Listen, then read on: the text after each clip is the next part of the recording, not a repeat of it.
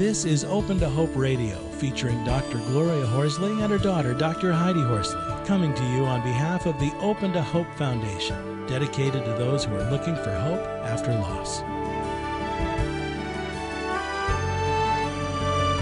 Now, here's Dr. Gloria. Welcome to the Grief Relief Show. I'm your host, Dr. Gloria Horsley, with my co-host and daughter, Dr. Heidi Horsley. Well, Heidi, we've got a good friend of ours on the show today who's done so much for the widowed world. Her name is Neff Hernandez. Neff Hernandez is a bereaved spouse and the founding president and executive director for the Soaring Spirits Loss Foundation, providing resources and peer support to people grieving the loss of a partner. Soaring Spirits has met the needs of over 500,000 widowed people around the world and continues to increase their reach through innovative grief support programs. Welcome to the show, Michelle. Thank you so much. It's wonderful to be here with you guys. We have a number of ways for widowed people to connect with one another, which is really the mission of Soaring Spirits, is to be able to help widowed people find a community. One of the ways they can connect online is our Widowed Village Forum.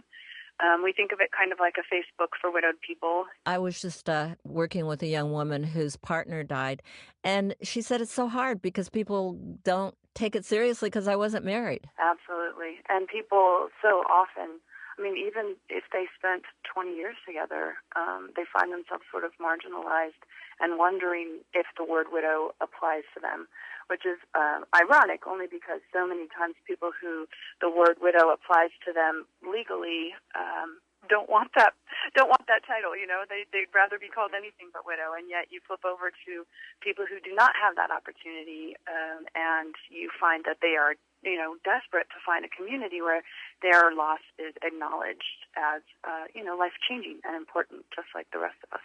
Well, and I love that your organization includes them. Yes. Partly that's because we've talked, like you said, Gloria, when you're talking to people in your practice, or, you know, when you're working with young people, or any person who's lost the person they thought they were going to spend the rest of their life with, you know, one of the overriding emotions is this sense of exclusion from a community that they feel would uniquely understand most of their loss. And so, you know, for Soaring Spirits, inclusivity is one of the foundations of our organization. We do the Widowed Village, which is our online forum. We also have a pen pal program for people who would prefer to correspond one-on-one by email with another widowed person. We match female widowed people with female widowed people and males with males. And so they are able to apply to have an opportunity for a pen pal, and then so many of them go on to have just great friendships based on this initial correspondence that they develop over the loss that they've experienced. The third way is we write, we have what we call Widow's Voice, which is a blog that's written every day of the week, and we have a different widowed person write on every day, and they write about their experience right now. So it's not about hindsight. It's really about, okay, this is what part of my widowhood I'm living today, and they share that on our blog daily.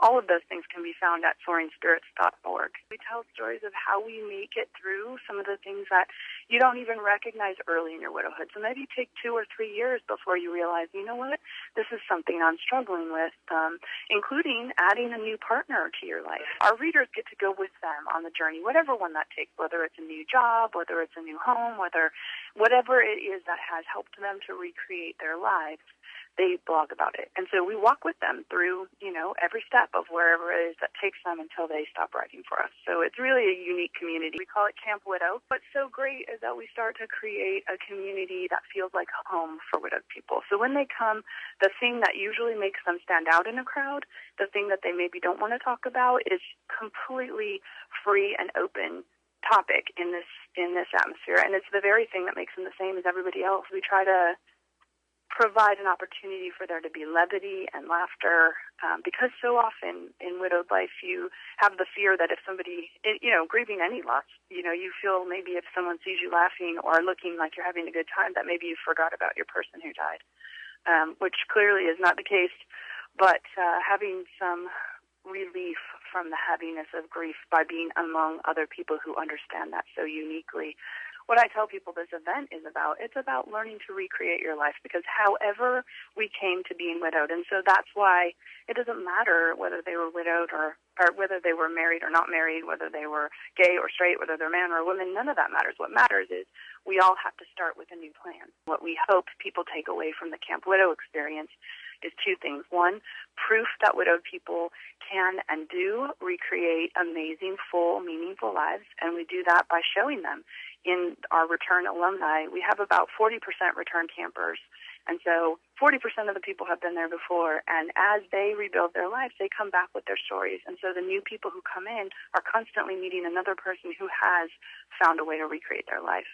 And secondly, we hope we provide them with an ongoing community, because the arc of your widowed experience may touch every piece of your life going forward.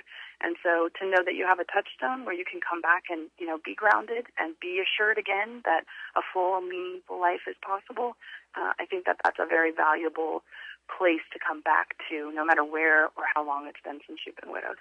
One thing is to connect in one of our other online programs to help you get a sense of what the feeling of the Soaring Spirits community is like. And the second thing is our Camp Widow website is campwidow.org, and there are testimonials on the website. And I have heard repeatedly that people said the only thing that got me to come was those testimonials, because I kept reading all these different people from all over the country, all different ages, all different experiences, and they all kept saying the same thing: come to Camp Widow. This changed my life. And so we totally understand that it can be a very scary, just a scary leap of faith to say, okay, yep, I think I want to go hang out with 300 widowed people that I've never met by myself. Yeah, absolutely, and come by myself, and so many of them do.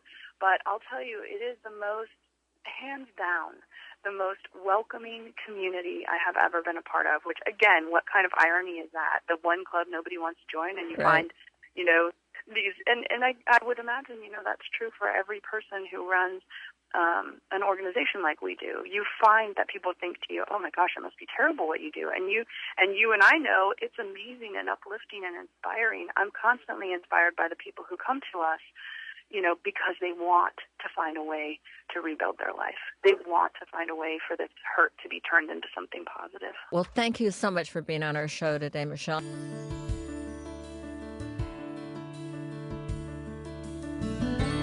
You've been listening to Open to Hope Radio, hosted by Drs. Gloria and Heidi Horsley. Like today's edition, all of our past programs are available on demand at opentohope.com, along with helpful articles, videos, resources, and links to help get you through the toughest time of your life. You can also follow us on Facebook and Twitter and sign up for our monthly newsletter. Again, that's opentohope.com. Check it out today. Then be sure to stop by next Thursday at 9 a.m. Pacific Time, when we'll be posting another edition of Open to Hope Radio. Remember, others have been where you are.